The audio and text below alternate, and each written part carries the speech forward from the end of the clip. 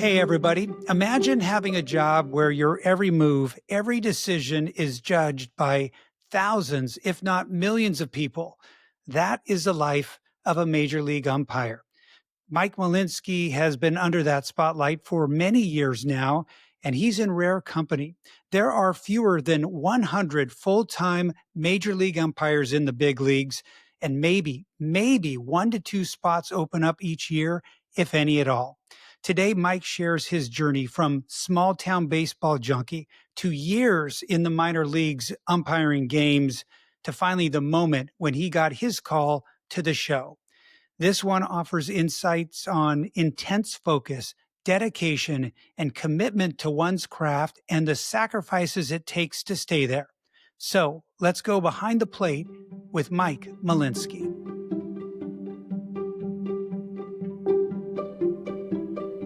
Well, let's rock and roll. So you're in Baltimore now. Is that where you're set up?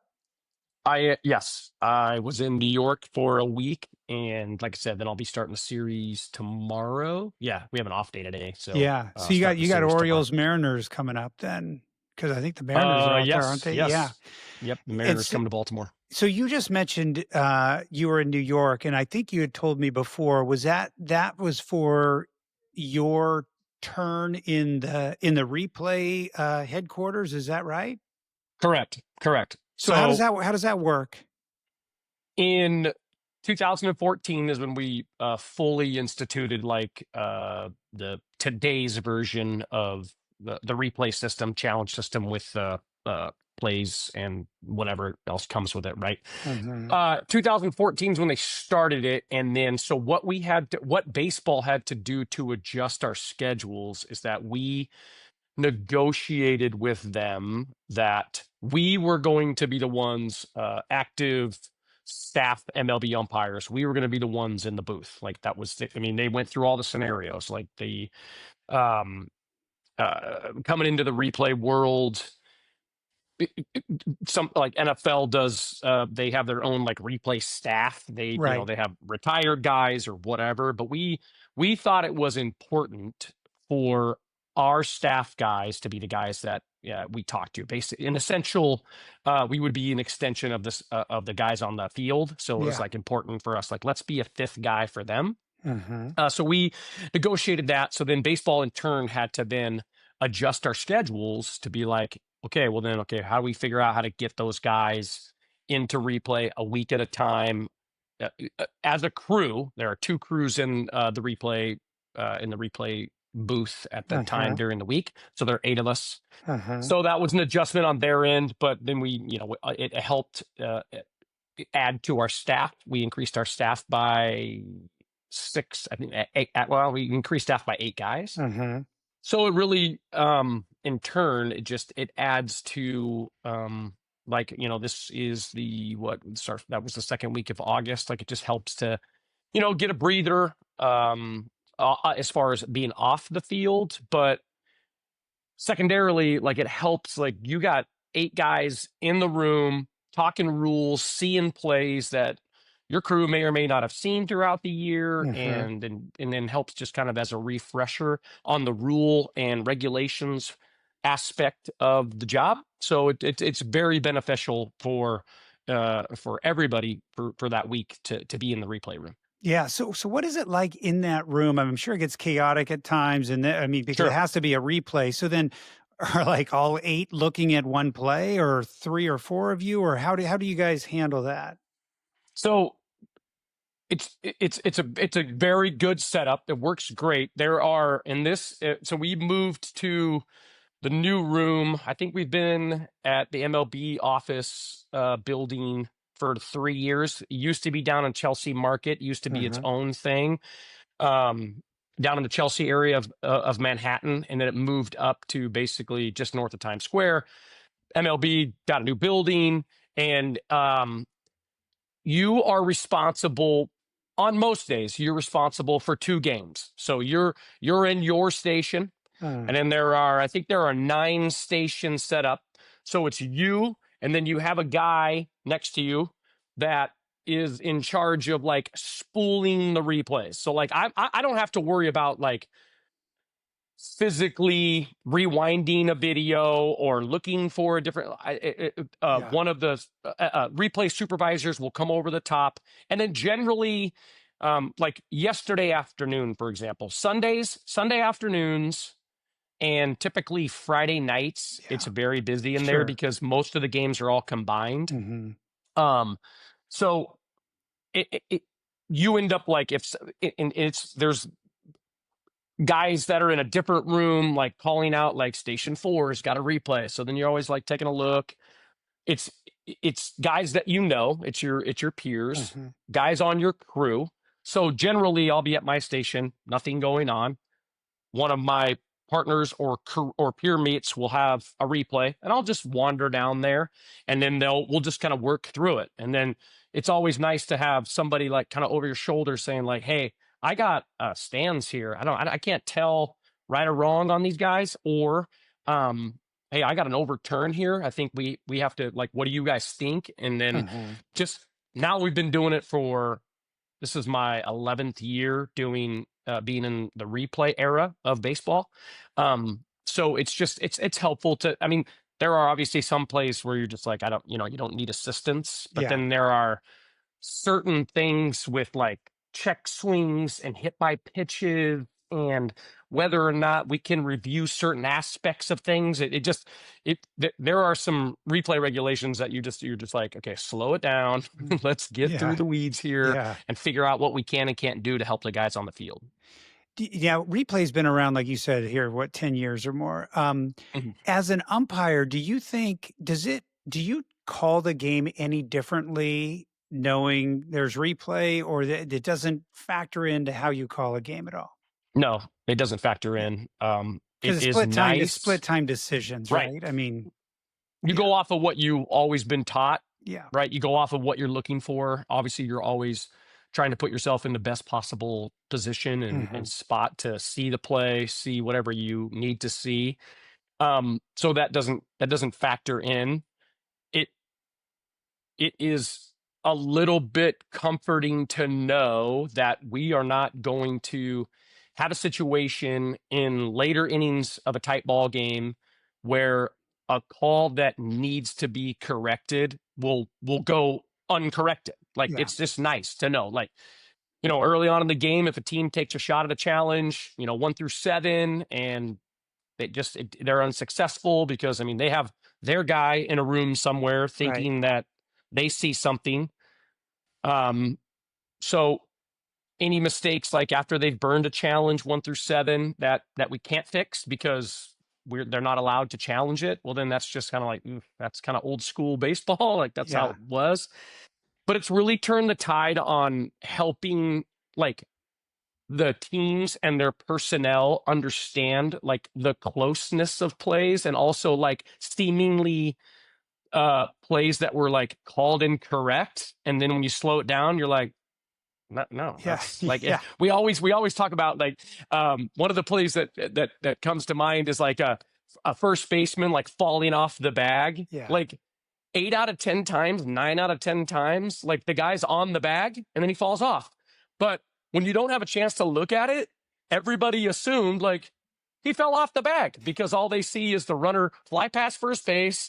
Then they see the first baseman's foot is, off the bag by a significant amount. And they're like, yeah, there's no way he was on. And yeah. then they go and look, well, sure enough, he caught it and fell off. And that's just Yes. one thing. Like, back in the day, they're up in arms.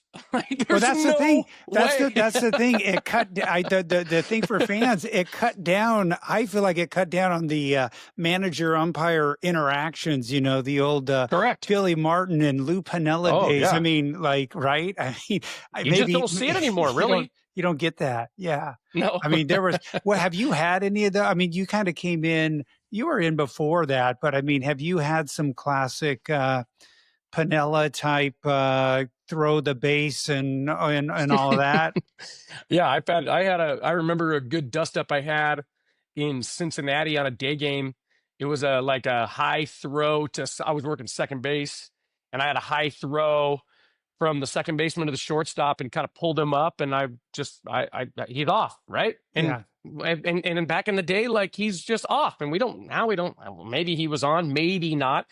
But then Ryan Terrio, who was a shortstop at the time, like he came over and like kind of like we were just screaming at each other. But then he like got into my body and contacted me, and so then I immediately ejected him from the game. And Tony La Russa came out and he's like, Mike, you ran him so fast. I was like, Tony, he touched me. Yeah. Like he got into me. Yeah. And he's like, well, then what can I do about it? And I'm like, I and he's like, I can't really argue the play when one of my guys contacted you. And I'm like, my thoughts exactly, Tony. Yeah. Like he got me. But back because I started working games in the big leagues in 2006. So I had 8 years before I got hired of working pre-replay outside of, we had the home run replay, which that was the first trial. Like, is instant replay gonna maybe work? And we were able to help on home runs, which was great. That was a great first step. And then inevitably it evolved into full replay, which was great. But yeah, well, we had some good runs. We had some good ones. Yeah, those dust ups, man. I mean, the fans appreciate it. I mean, and I'm sure sometimes it's like La Russa, like it might look like to the fans that people are arguing, and I'm sure there's a lot of F-bombs and stuff, but sometimes it's just, you don't know what they're saying. I don't know if they're making dinner plans, but it's like, it might be something else. So. Right. That's exactly right. That's good. Well, now what's the deal with this, what is it? ABS, which is coming up, the automated ball strike system. And they did that, I think in spring training, but maybe in the All-Star game. And that's where you can describe it, but it's a system where a pitcher, a batter, or the catcher can contest a strike or ball call. Is that correct? Correct.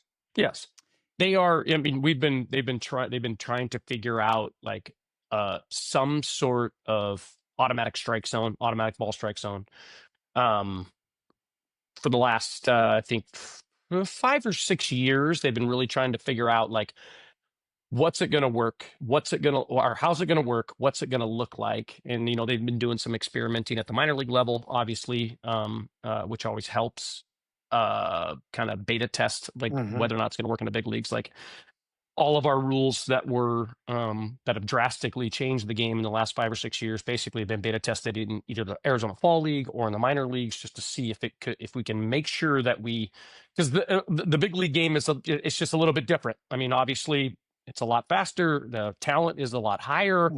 And it's on I would say, bigger scale. I mean, a lot more cameras, a lot more lights, a lot more people in the seats. So they are starting with this.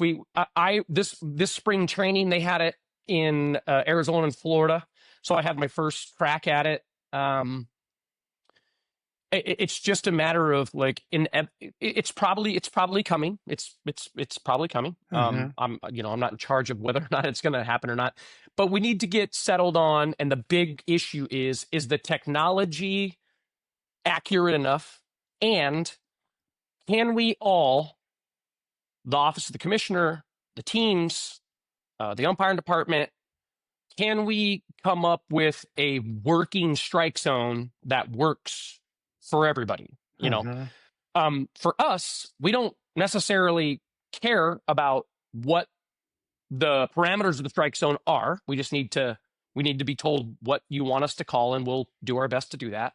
But with the players union, like it's split, right? I mean, hitters want the strike zone to be the size of my AirPod case. Yeah, right. And obviously pitchers want strike zone to be, well, a little bit larger. Yeah. So it's just coming up. That's the big thing. And then to support that, do they have the technology that is accurate enough to make sure that there are no, because if you go to a digitized strike zone, then you have to make sure the technology is fulfilling what your strike zone that you have dialed in.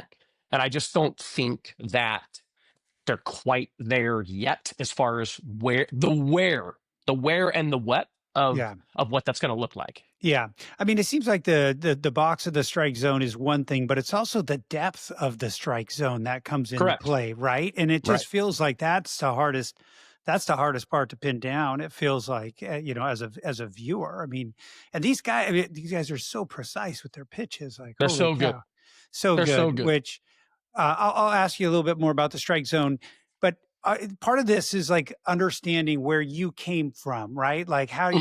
you go to a ball game and maybe you don't recognize the umpires, but that's a profession, and you're a kid from Central Washington, about 3 hours, east of Seattle and Ephrata. Are you a Mhm. baseball junkie kid? How do you end up, majoring in umpire? Because I know you went to the University of Washington, but I don't think Yes. that was your major necessarily. No, it wasn't. I kind of fell into it. Yeah, baseball junkie, 100%. Like I just, um, my dad worked for the irrigation district in Eastern Washington. So, and then my mom worked at a bank in Eastern Washington. So they were gone. So in the summertime, it's just like, hey, we're gonna be out playing ball all day. Like, in like fifth or sixth grade, I became good friends with a buddy of mine whose mom and dad owned a farm. Uh-huh. So in the mornings, we would have to go set water and change hand lines and wheel lines. But then we'd have to do it in the morning and in the evening. So Right. then during the day, like him and I were just wiffle ball, playing baseball anywhere on their farm that we could, grabbing guys. Hey, we're hanging out today. Like, do you want to come play? And then obviously I was playing Little League and then played, with the junior Babe Ruth, senior Babe Ruth, and then got involved in the baseball program at Ephrata, which Dave Johnson was there for a very long time and ran a pretty tight ship there. And I really just fell in love with the game itself. Um, had some success in high school. Great. Uh-huh. It was fun to play. Had a good group of guys that we played with. But once I graduated from high school and was working the summer leading up to move into Seattle, uh, I knew I wasn't going to play anymore. Like I knew my level was not going to be one to go play college. I had one opportunity to stick around and play at Big Bend Community Uh-huh. College in Moses Lake, Uh-huh. but I had like I had gone to my first Major League Baseball game at the Kingdom when I was in eighth grade, and like my mom and dad all had family in Kent and Tacoma, so we would Uh-huh. always come across the mountains and then we hit Highway 18 and we head south. Uh-huh. So when we came over to go to the Mariners game in eighth grade, seventh or eighth grade, like coming over the top of Issaquah and coming down I-90, coming out the bridge and like seeing Seattle, I was like, Yeah. whoa, like Yeah. this city is way different than going Yeah. like down to Kent and Tacoma. Yes. Like, no offense, Yeah. no offense, It's no offense, different. Southenders. So like, and a lot of my friends, my junior and senior year, a lot of people were sticking around, going down to Yakima Valley Yeah. or going down to CBC or going to WSU. Everybody was a Cougar fan. Yeah. And Yeah. I'm like, no, no, I'm purple and gold. Like I Yeah. am going to Seattle. And so that was a big thing as far as me, as far as like, do I want to stick around and play and try to play college baseball for a year or Mm. two? Like, do I? It didn't really sit well with me as far as like, that's not what I want to do. So then that summer, our local guy who was in charge of all like officials in Grant County, Ed Rhodes, he came to me and said, "So you're kind of just are you working this summer?" And I was working for the county at the time, just a little cash in my pocket before I went to Uh-huh. school, and I was like, yeah, I'm working, 4 10s. It's great. As an 18-year-old kid, I got 3-day weekends and I'm hanging out. And he's like, all right, well, what do you think about umpiring during the summer? And I'm like, I haven't thought about it at all. I've never Yeah. even Right. considered it. And Right. he's like, well, I got a lot of baseball to umpire and I'm kind of low on bodies. So would you be interested? And I was like, yeah, sure. He goes, I'm gonna pay you like some games I'm going to get you 45, some going to 55, $65. And as an 18-year-old kid, you're like, all right, sure. Yeah. I started umpiring junior Babe Ruth and senior Babe Ruth that summer and was like, all right, Yeah. okay. I knew enough about baseball, I Right. thought, as a player, that I could just, I'll put the gray pants on and Yeah. get back there and give it a shot. Uh, Little did I know, like 5 years later, the the amount of umpire knowledge that I thought I had when I was 18 years old compared to when I went to umpire school 5 years Yeah. later, I was like, whoa. Well, okay, this Yeah. is a different whole deal.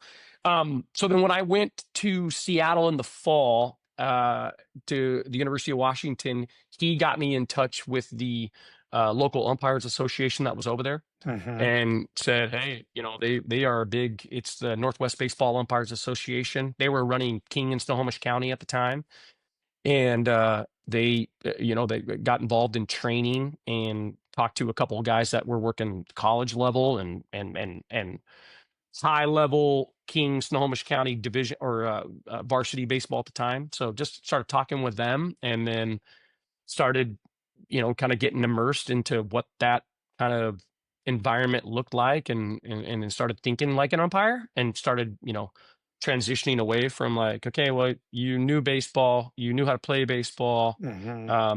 Okay, so you have a foundation of what the understanding is. So now let's teach you how to be an umpire. So this is all while starts evolving while you're going to college at the University of Washington, right? So, and as you progress through your years, those 4 years at the UW, when does it start to click with you? Like, this might be something I'm going to pursue on a full-time basis.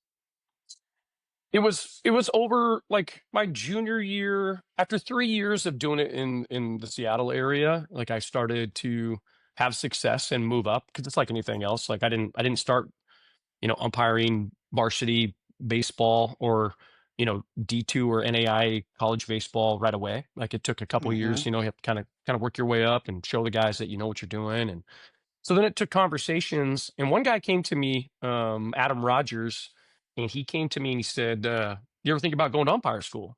And I'm like, "I don't know. I don't really know what that is. Yeah. What are you talking about?" And he goes, "You ever thought about going to your question is, you ever thought about trying to be a professional?" And I didn't realize, because I was still, a baseball fan. Like Uh-huh. my freshman year was 95, Uh-huh. and the Mariners run, the refuse to lose year was Yeah. 95, Oh, yeah. and I was watching it with my buddies, and still being, a huge fan of them and baseball, and so then my junior year, he came to me and he's like, this is what it is. It's a 6-week course in Florida, and if you go down there and have success, then they'll put you into the minor leagues, and then you inevitably work your way up. So I didn't even know what the process was to become a major league Sure. umpire. I had no idea. Mm-hmm. I'd heard a couple of names that, some old timers that have been around.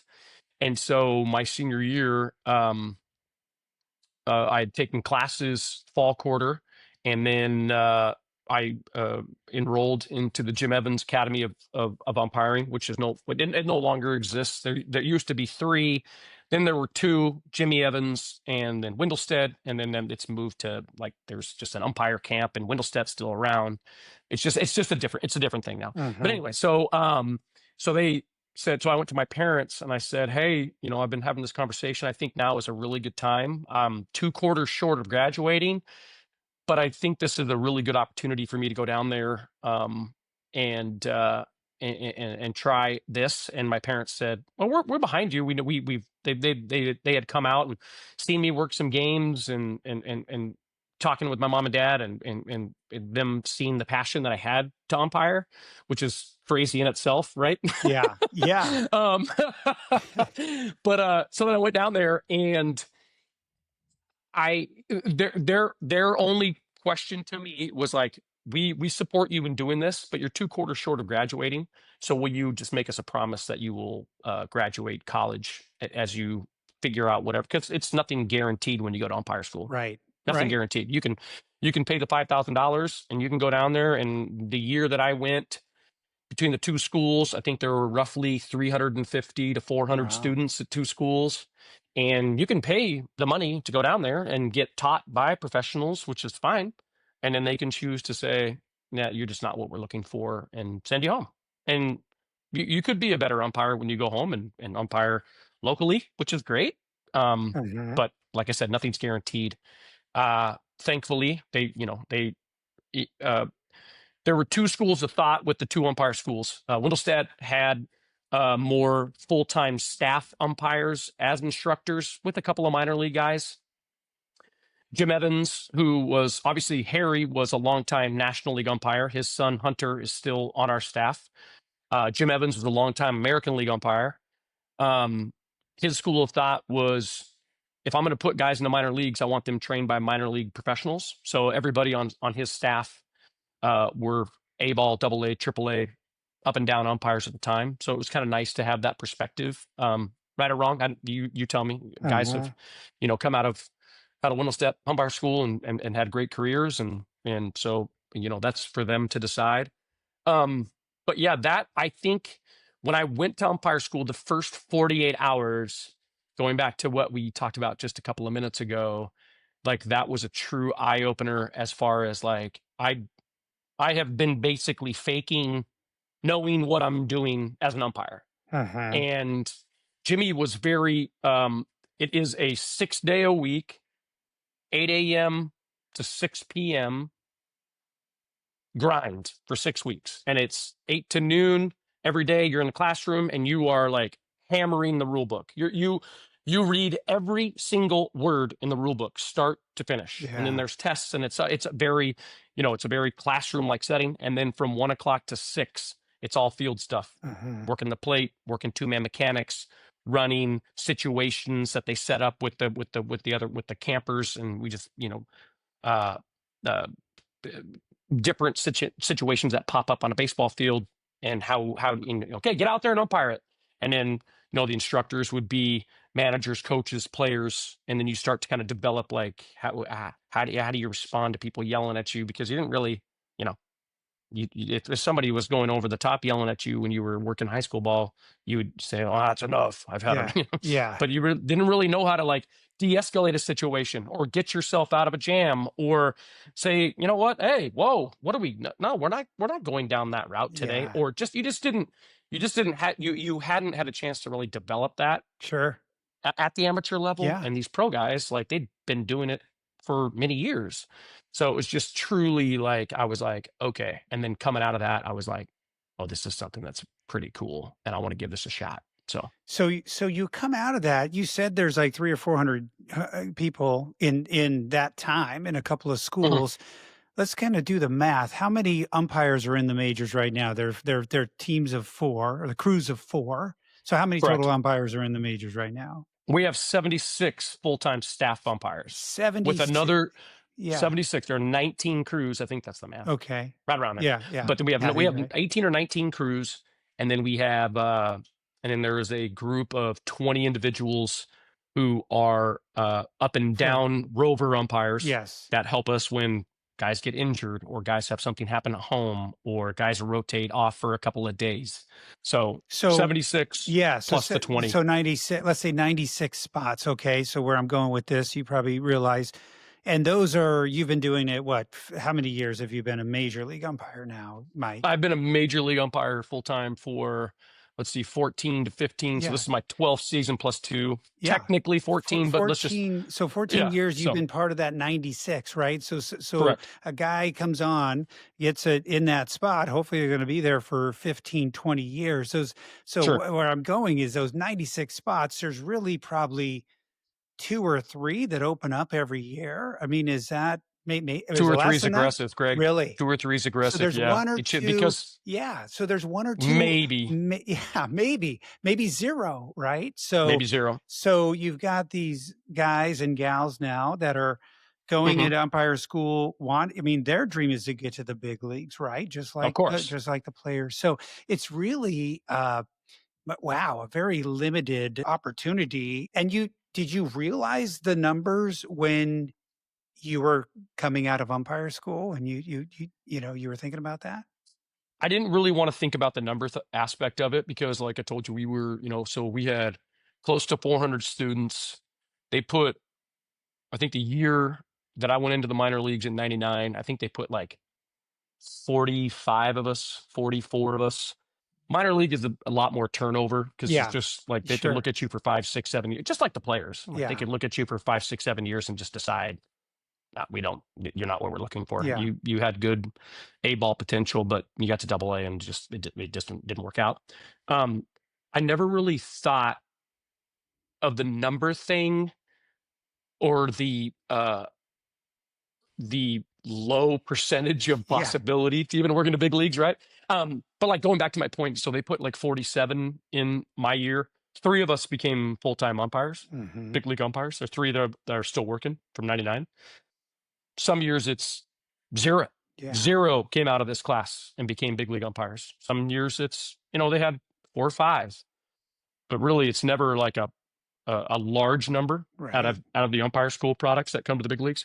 And the difference between, so we have our main staff of 76 and that bubble of 20 is, once again, like, there's nothing guaranteed with this 20.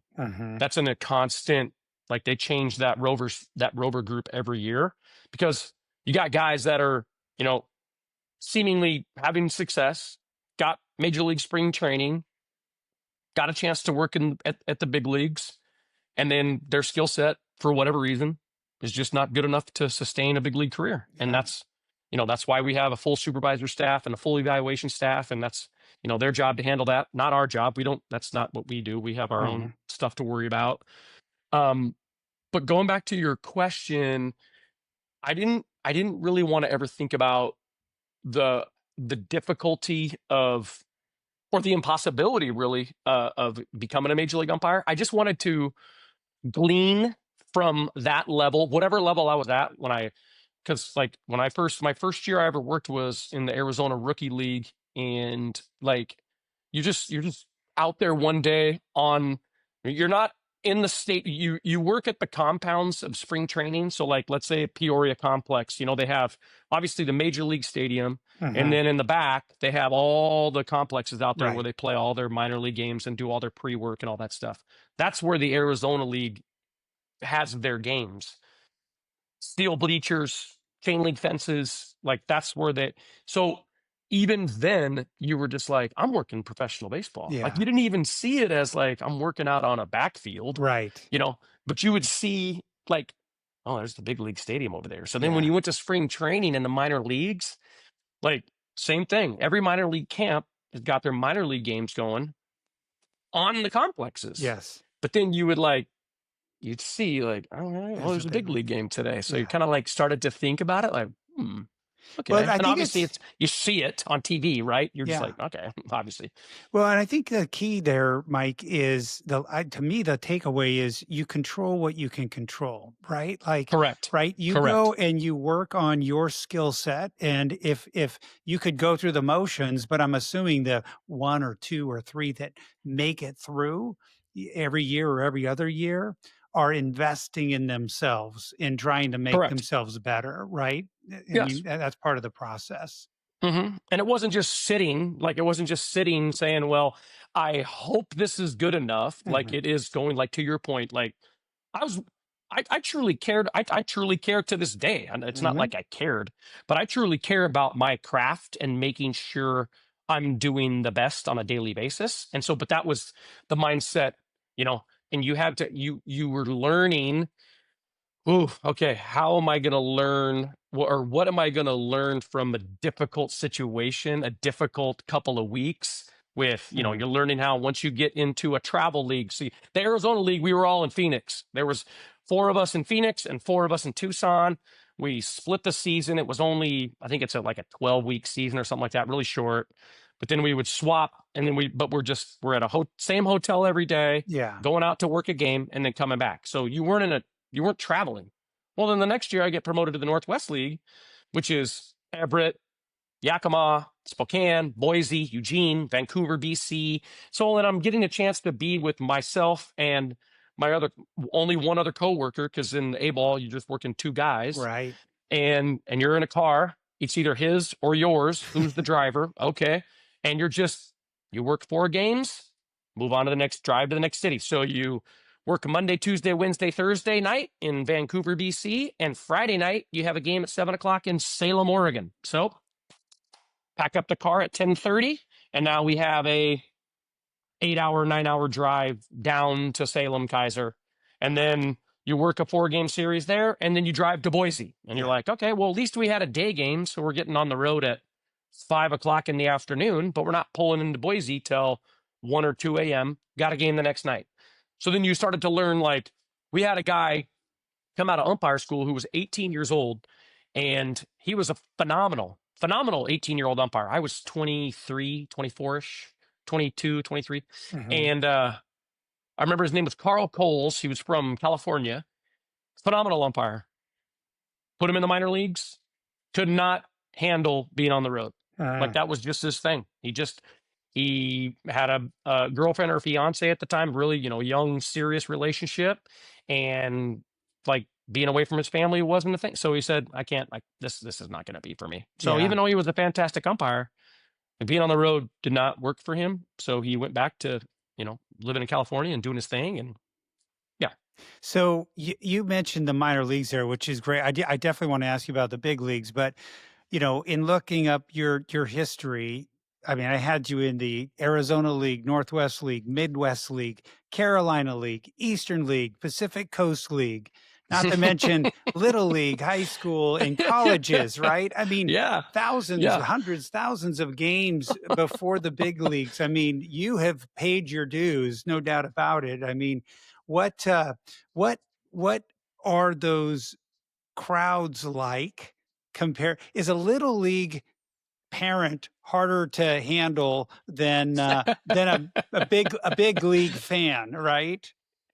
Well, as a dad now, Yeah. I get a chance to it's just an interesting dynamic because, I have 3 boys. So I've watched all 3 of my boys come up, play baseball. I have a daughter who's starting to play softball. And, whenever I get an opportunity, obviously, to be in the stands, like to watch them, obviously baseball season and softball season are during our baseball season. The little league parents, they're more I guess you just pick them off a little bit easier because that's the one person that everybody hears, Yeah, right. When I'm in a crowd of 50,000 people, True. like Yeah. 50,000 boos are 50,000 boos. And I'm like, man, okay. I mean, I got a guy yelling at me in the 300 level up here about a 2-2 pitch that's 7 inches off the plate. Yeah. And he's asking me where it's at. And I'm just like, all right, you know what? The guy's he's up there with his family. He's having a great day. He's having a hot dog and a beer. Yeah. I wish I could be having a hot dog and a beer, but I got to focus on this game right now.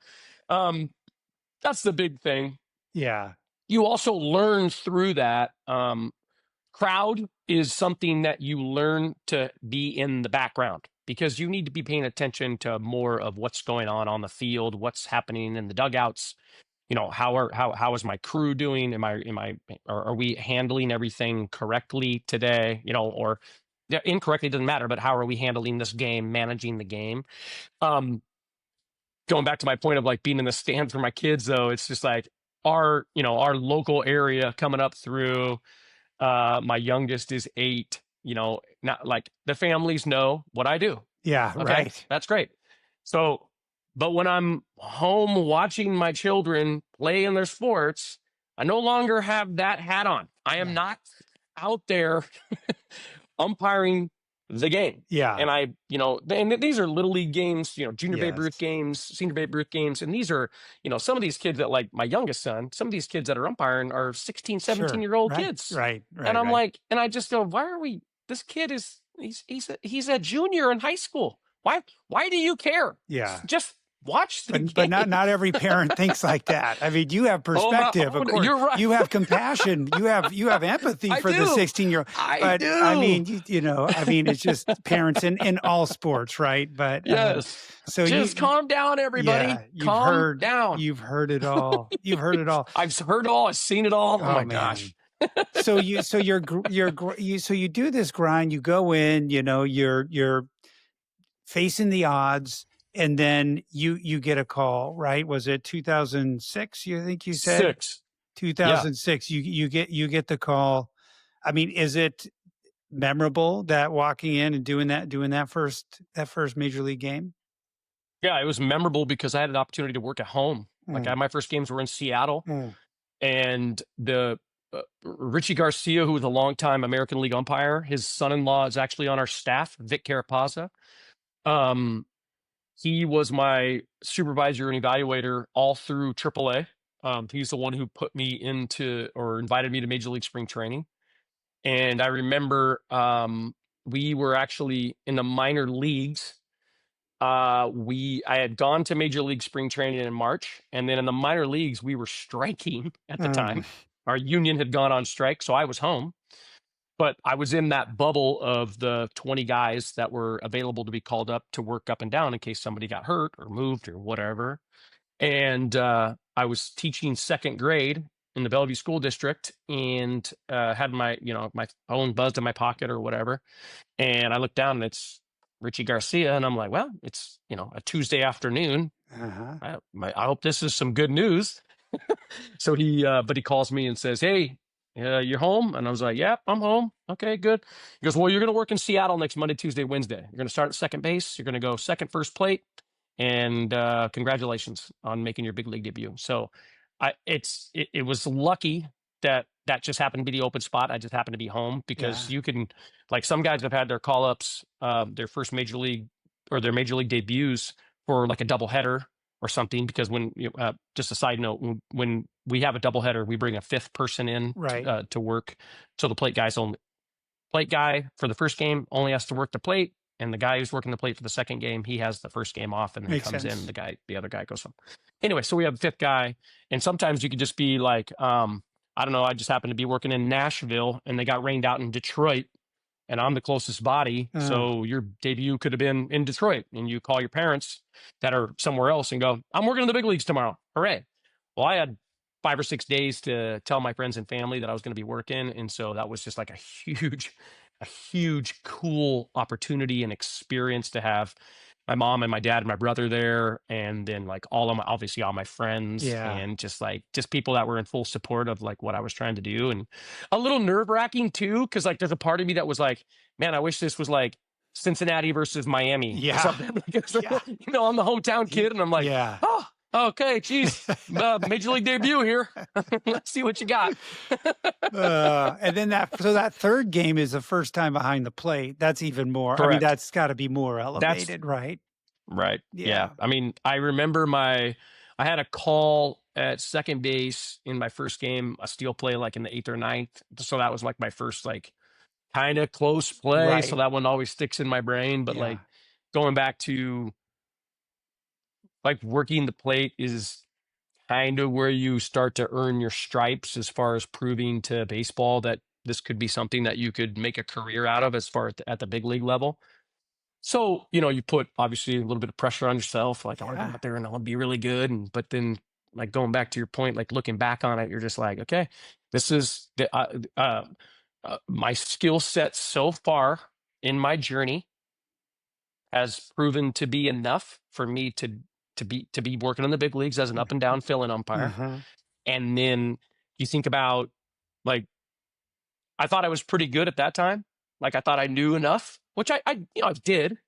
But then now like getting fast forwarding to like today, 2025, and having 12 more years, 11 more years of, or excuse me, 19 more years of experience compared to my debut. But like thinking about that and thinking about like, man, I just going back to even like what we talked about as far as walking into umpire school, like, wow, what the amount of information that I didn't know. And then I look back at that kid from 2006 and I just go, the amount of information that he has, but that he still doesn't know. Like it's just because it's just a crazy information overloading sport and situation overloading sport that just never like dissatisfies. Like there's always something happening. And it's been a cool ride. That's the thing about baseball. And it, people say it's a slow game, it's a casual game, but there is so much going on every pitch. You know what I mean? And so, oh my gosh, how do you, I'm always amazed at how like you're watching a game and then all of a sudden the umpire stops and they call something out. And as a fan, you don't really know what's going on, but like there's so many new, like, how are you watching so many things at one time? It's amazing. Like you learn the ability to like open your scope, right? Because it's one thing that has hurt younger umpires, the inability to go. I'll just repeat it, to open their scope. They say a younger umpire will stay so narrowly focused that they'll miss this. And then when that happens, when you're a young umpire in A-ball, like that's great.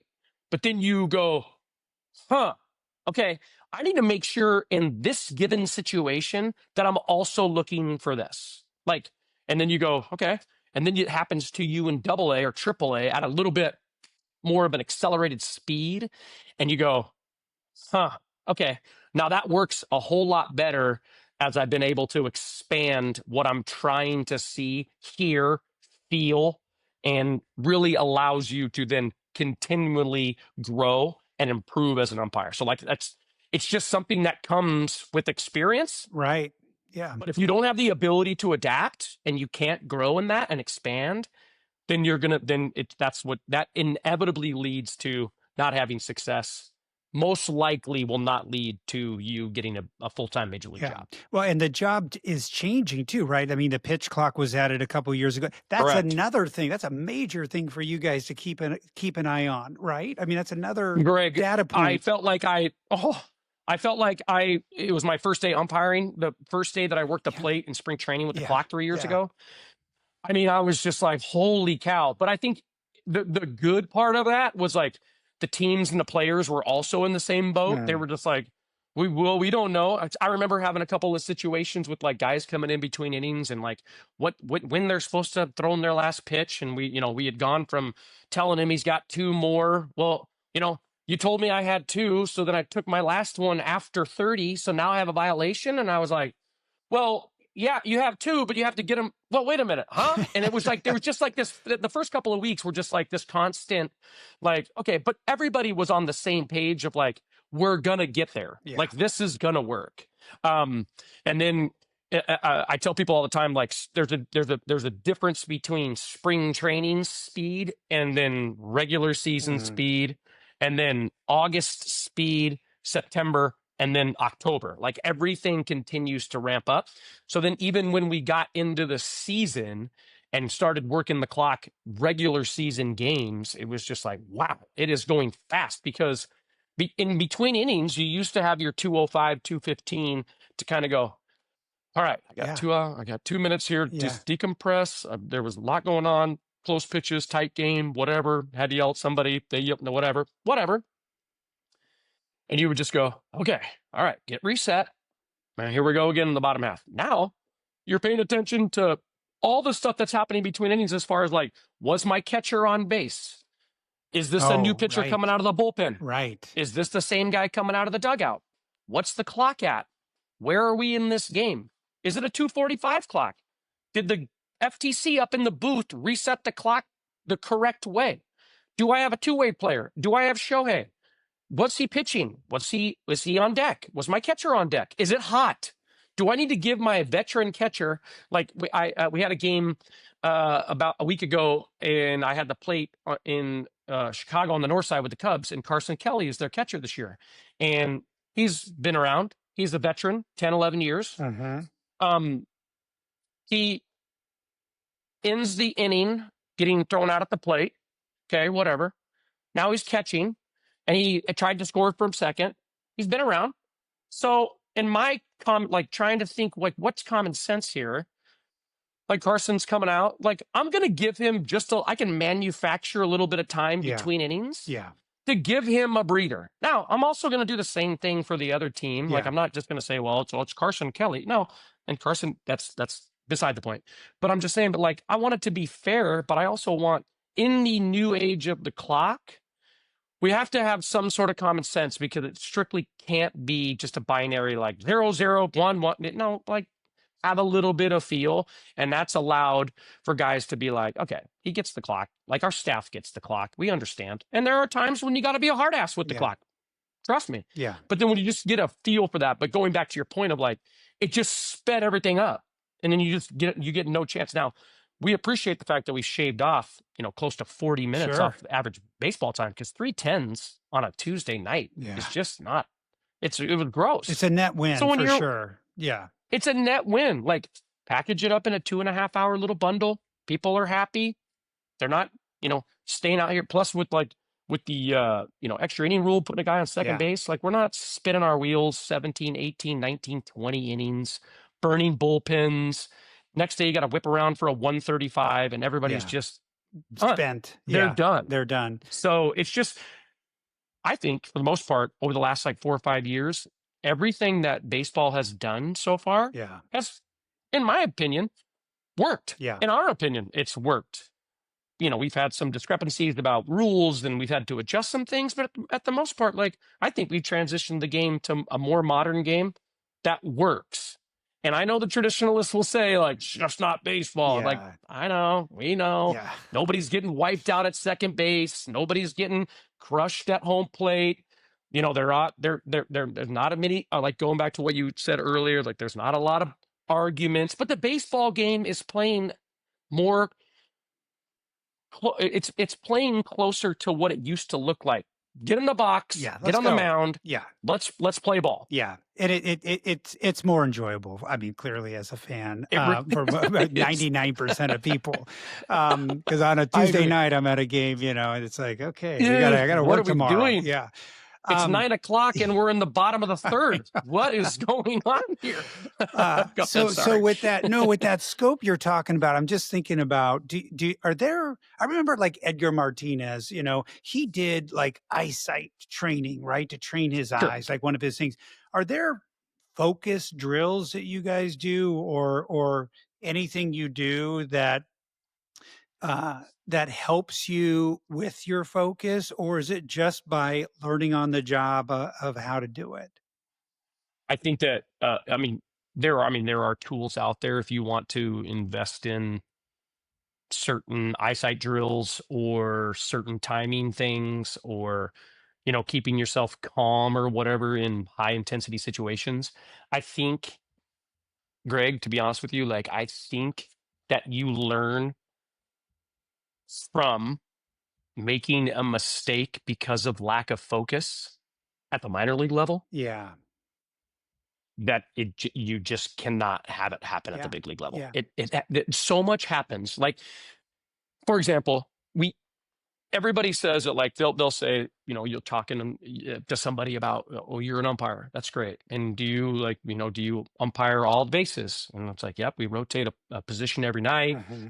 And they go, oh, okay, well, obviously, working home plate is the most stressful and it's the hardest. And it's like, yep, it is. So then you just go to third base and you just take a night off. Yeah. And you're like, no, that's not, because you could be sitting at third base with nothing all day.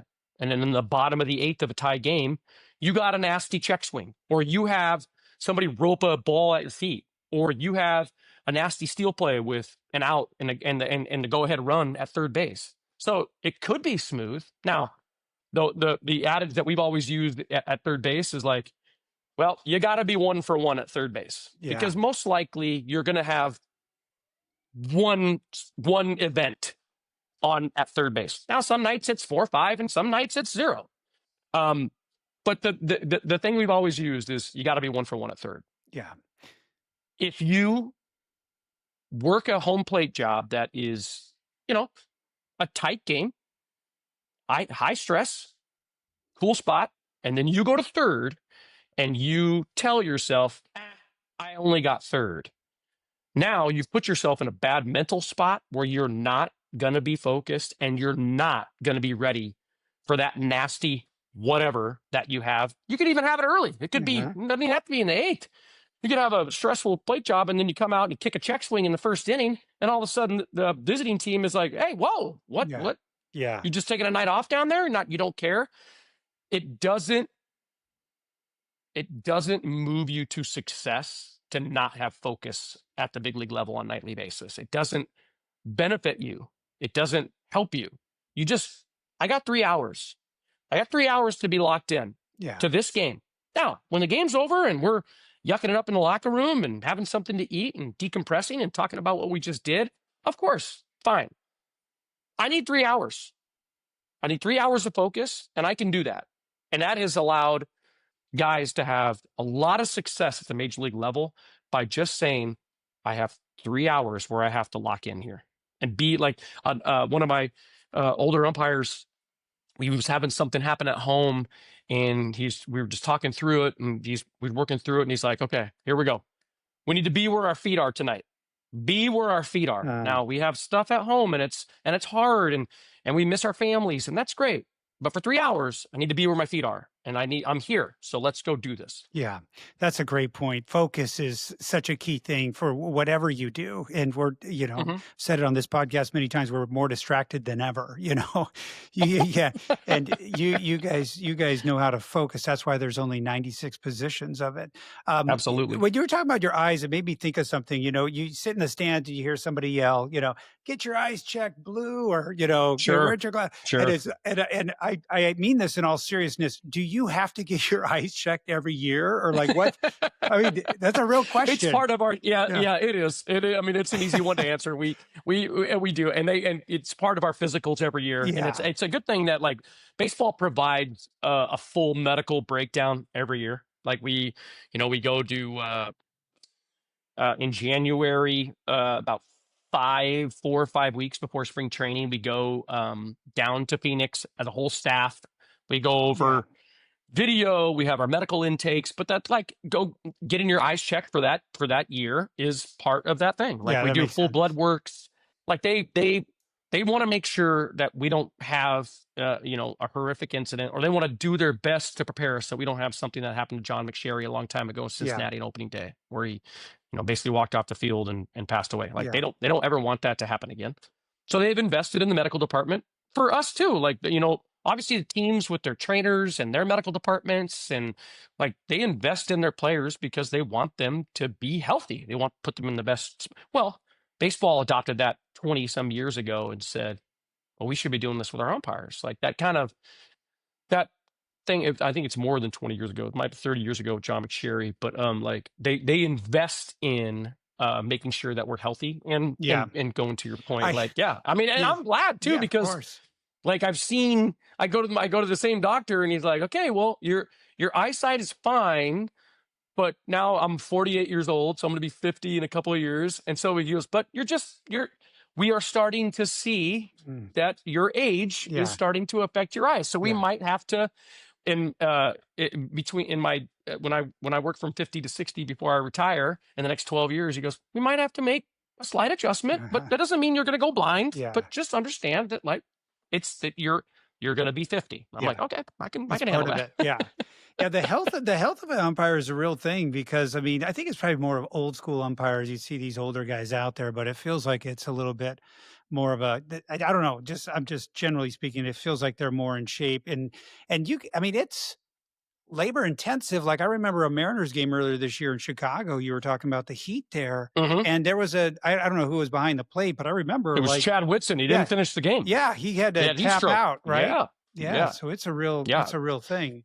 Yeah, it's a thing that I would agree with you, Greg. When I think of when I was a kid and when I saw the umpires, they were most of them were a little bit older, right?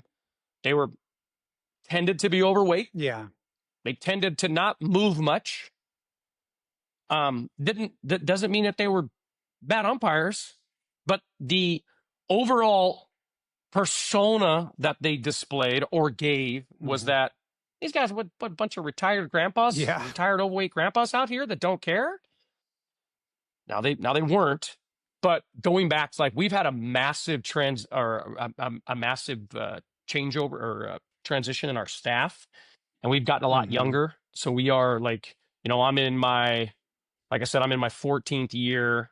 I'm now in like the top, probably 35% of age and experience. Like I've gone through, and now everybody behind me, which is like, wow. I mean, all of a sudden it's just, we've had, 15, 16, 17, 18 hires in the last, 3 or 4 years. Going back to what we talked about earlier, like there were lean years where maybe one, and then there were years where it's like, holy mackerel, we got 4 or 5 guys that are getting hired this year just because guys just retire and whatever happens, like life, and that's fine. But because the game has become such an elite level played on the field, like, I mean, these guys are doing stuff on the field on a nightly basis that just we haven't seen. Right. Like they're awesome. Like their ability to play the game of baseball at this level. I mean, you got guys, touching 104. You got guys hitting 500-foot home runs off of 98, 99 miles an hour. Yeah. Cutting, moving balls, like, and the way just the player's ability, like I'll be on the field and I'll be in awe. Like I'm not a fan of individual players, but I'm a fan of the game. I'm a fan of the sport. So then when I see like a player like do something just absolutely ridiculous, which happens more often than people think because they're only watching like their game, but we see it all over the big leagues on a nightly level.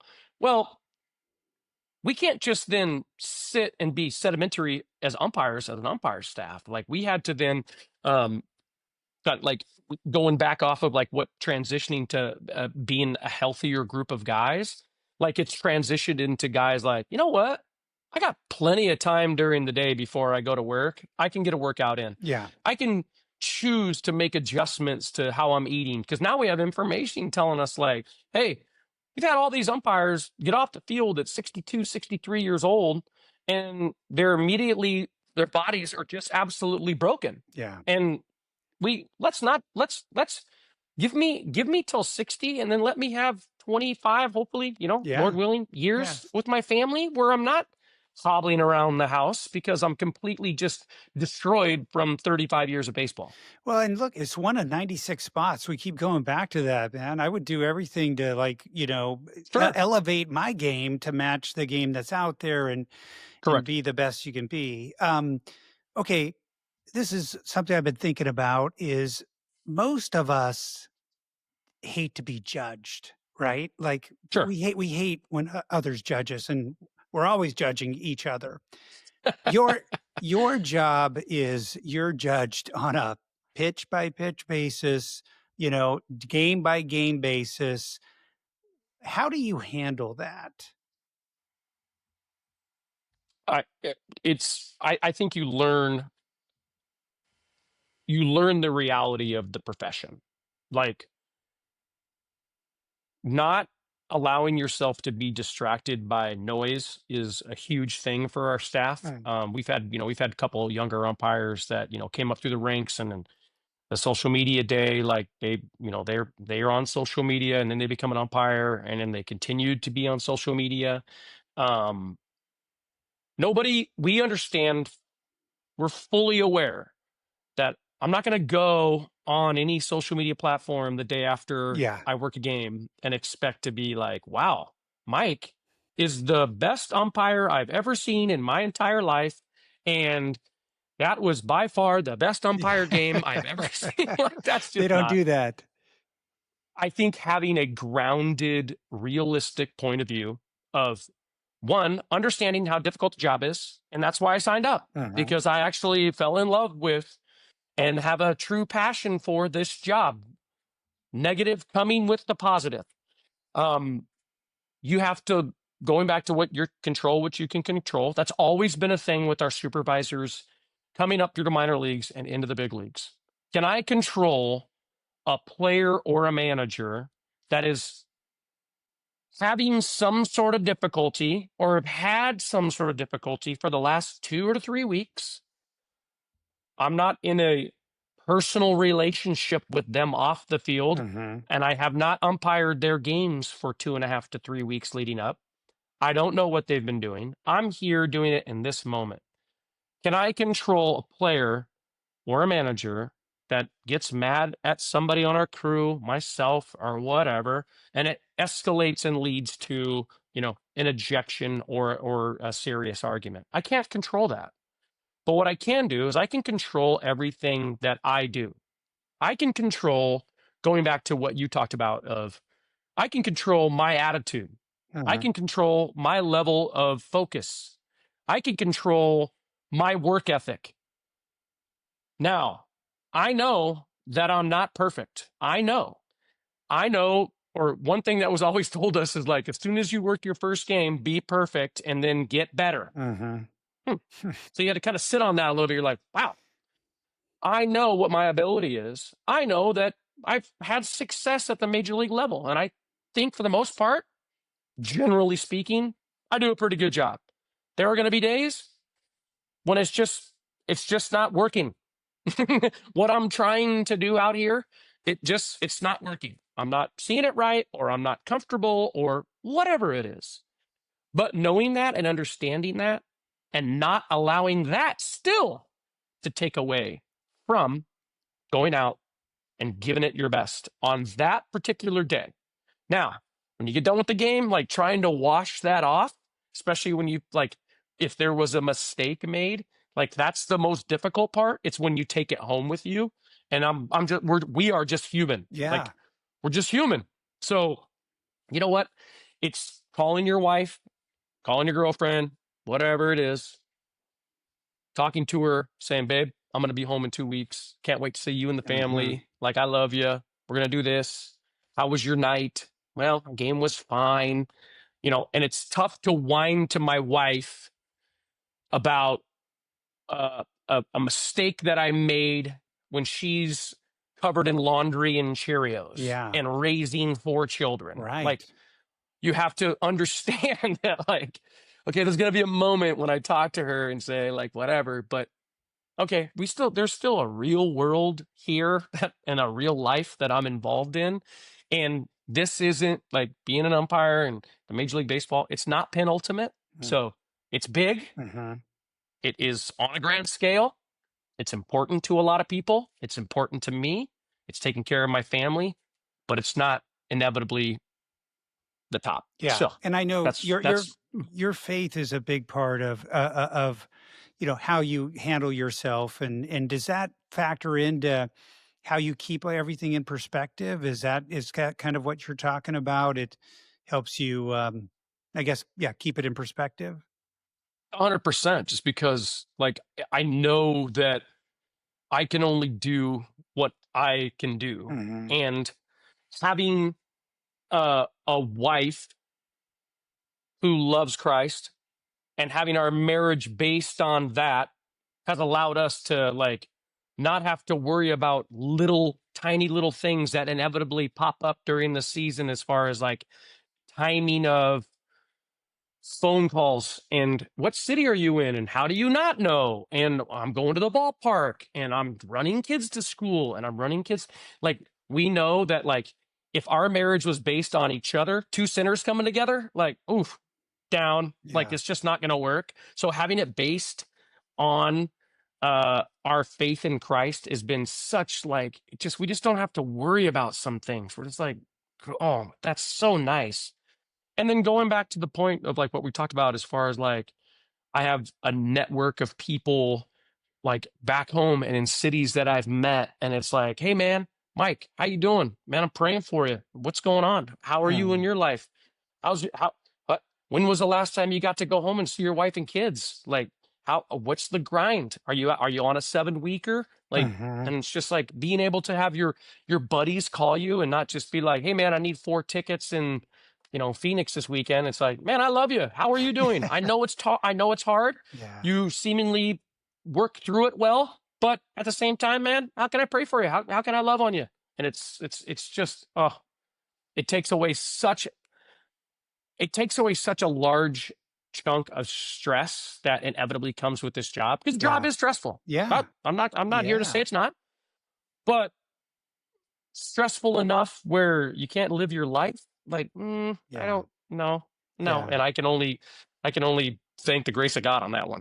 That's great, man. I mean, that support from your family, from your community, from your friends. I mean, that's just fuel, right? Fuel to manage those. And I think the takeaway there, I think whatever your job is, the stresses you're facing in life, right? There's, hopefully through your faith or for your family, your community, you're finding ways to help navigate that, right? I mean, yes, absolutely. That's a big part of it. You know, on the family front there, I did want to ask you about that, because, I mean, it's a great career, very limited opportunity for folks, and you've made it, but you've given some things up. I mean, those 4 kids and those summertime, and you get times to come home, but talk about there's a sacrifice to do what you do and be on the road like that. Yeah, it takes a toll. You know, you really have to be like, people will ask me, what do you do in the off season? And I'm like, I don't know. I'm a dad. I stay at home. I make my kids breakfast. I take them to school. I pick them up from school. I tuck them in at night. I go to whatever activities that they have going on.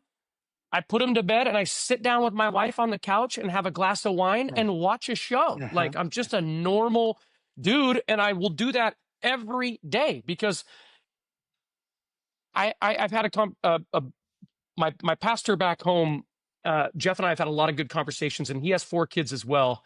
And he always, we're trying our best to like be good fathers, be good righteous Uh-huh. fathers, especially because he's got 2 girls and 2 boys. I got 3 boys and a girl. Like, we're trying to raise our boys to be men. Like, we're trying to, beautify our daughters and make them be, just beautiful in who they are.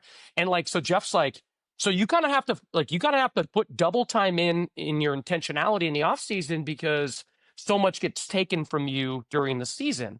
And it's a double-edged sword because baseball provides uh, uh, uh, such a long list of these positive things that are good for my family. It's financial support and medical support and the ability to travel when we want, and the flexibility for kids to go see great new cities or new countries, and their dad to be home 5 months out of the year every day. And it's a list and list and list.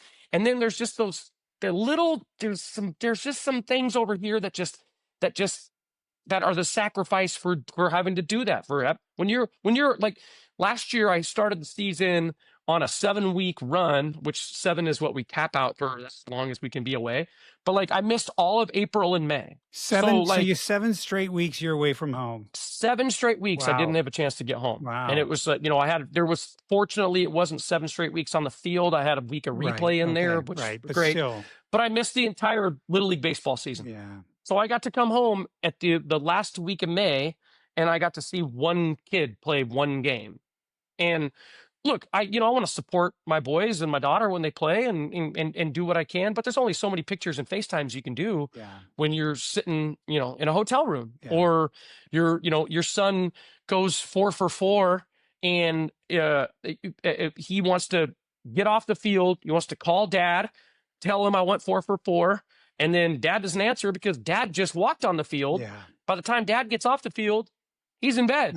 So then the next day, so it's just those little things that you're like, man, Samson was so excited tonight to call you and tell you he went 4 for 4. And, it just sucked because your game was, you guys just walked on the field, but I go, I'll talk to him in the morning. And it's like, the reality is like, okay, well, it's going to be cool in the morning, but it's just not as cool in the moment. Yeah. So, well, I appreciate you sharing that, Mike, because it's, you said earlier, you're human, you're human, you're a human on the field dealing with all that, and you're a human, you got a life and a family, and, ultimately your kids see you doing something that you care about, that you're very good at, that it's elite.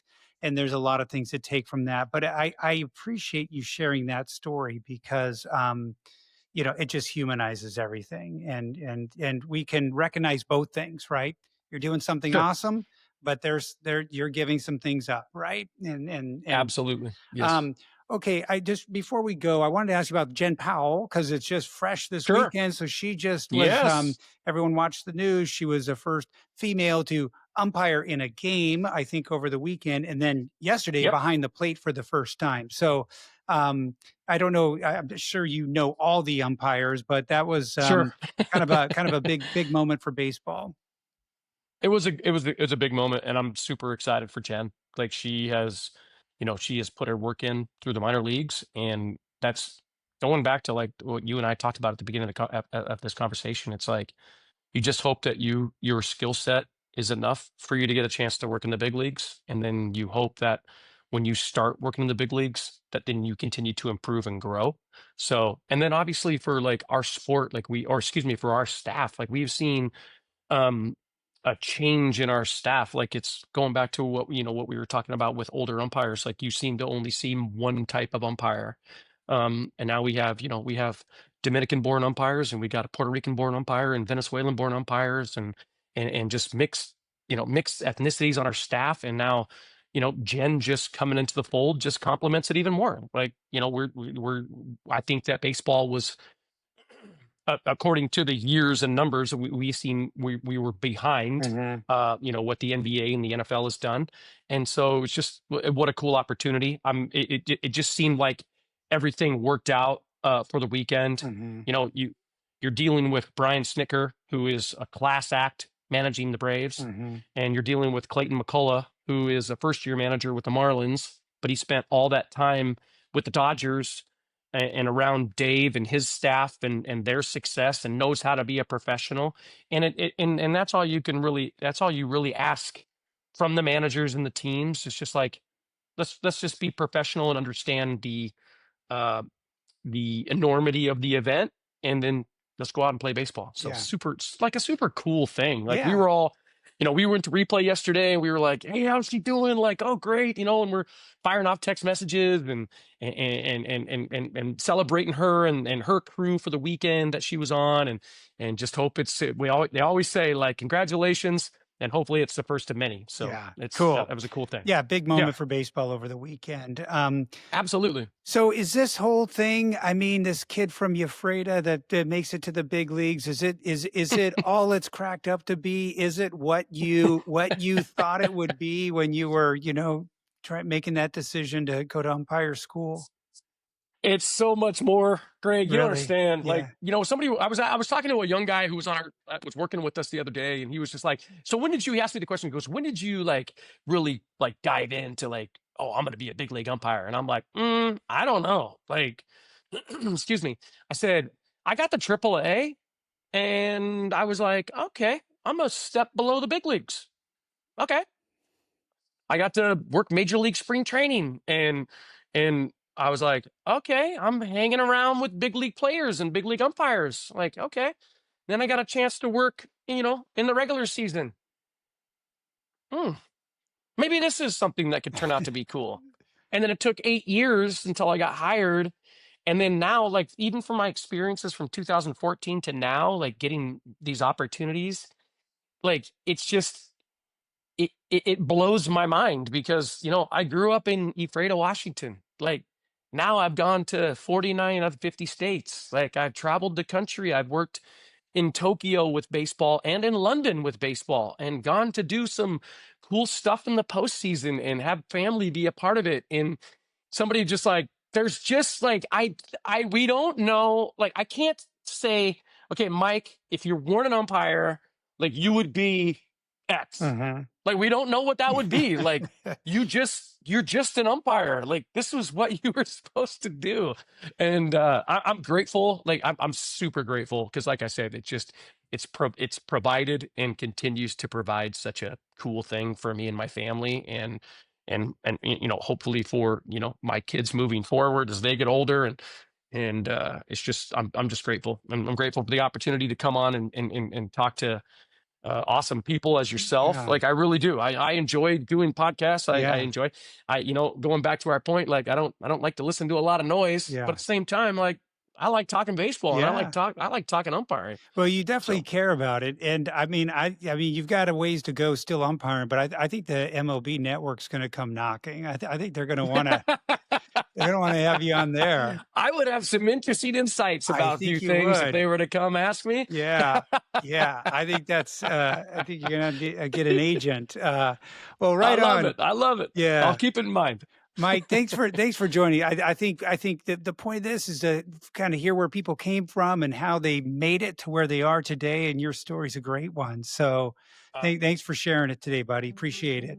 I appreciate the invitation, Greg. Have a good one. I appreciate it.